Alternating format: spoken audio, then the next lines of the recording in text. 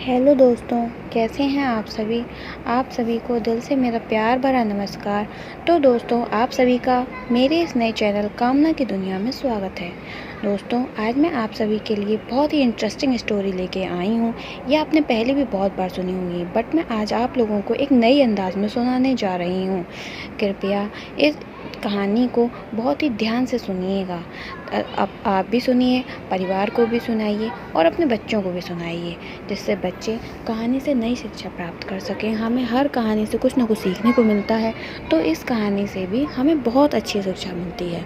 कृपया इस कहानी को ध्यान से सुनिएगा। एक जंगल में एक लोमड़ी रहती थी।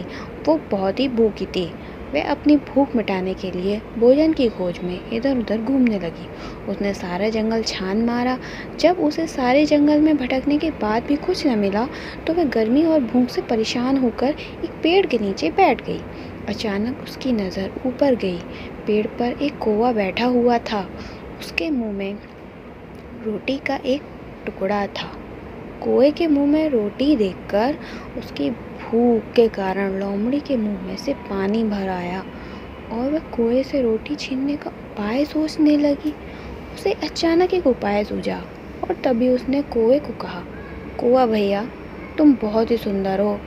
मैंने तुम्हारी बहुत प्रशंसा सुनी है। सुना है तुम गीत बहुत अच्छे अच्छे गाते हो। तुम्हारी सुरीली मधुर आवाज़ के सभी दीवाने हैं। क्या मुझे गीत नहीं सुनाओगे? अब क्या था, कौवा एक तरीके से कहते हैं ना, धनिया की पेड़ पे चढ़ चुका था। कौवा अपनी प्रशंसा को सुनकर बहुत खुश था और वह लोमड़ी की मीठी मीठी बातों में आ गया था। कहते हैं ना, लोमड़ी बहुत चालाक होती है, तो यही पर उसने अपनी चतुराई दिखाई। उसे भूख लगी थी, लेकिन उसने कौवे को अपने जाल में फंसाने का सोचा और कौवा उसके जाल में फंस गया। वह लोमड़ी की मीठी मीठी बातों में आ गया और बिना सोचे समझे उसने गाना गाने के लिए अपना मुंह खोल दिया।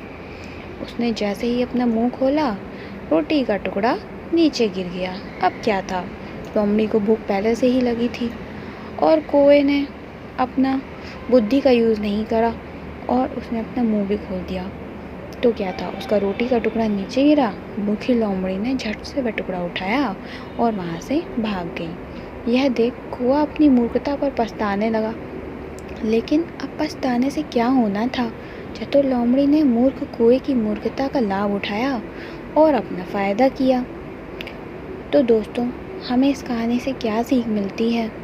हमें इस कहानी से ये सीख मिलती है, यह कहानी हमें ये संदेश देती है कि अपनी झूठी प्रशंसा से हमें बचना चाहिए।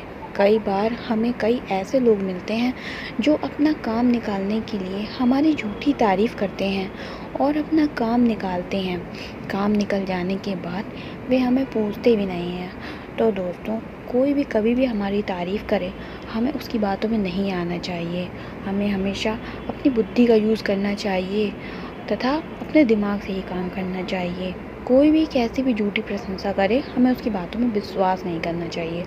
तो दोस्तों, हमारी ये कहानी यहीं ख़त्म होती है। आपको मेरी कहानी कैसी लगी, ये प्लीज़ कमेंट बॉक्स में ज़रूर बताइएगा। और मेरी कहानी अगर आपको अच्छी लगी हो तो इसको लाइक करिए और मेरे चैनल को सब्सक्राइब करिए, जिससे मैं आपको आगे और अच्छी अच्छी कहानियाँ बना के भेजूँ। और आपको किस तरह की कहानी चाहिए, ये भी कमेंट बॉक्स में ज़रूर बताइएगा। दोस्तों, यहीं पर हम अपनी वाणी को विराम देते हैं। ओके, धन्यवाद।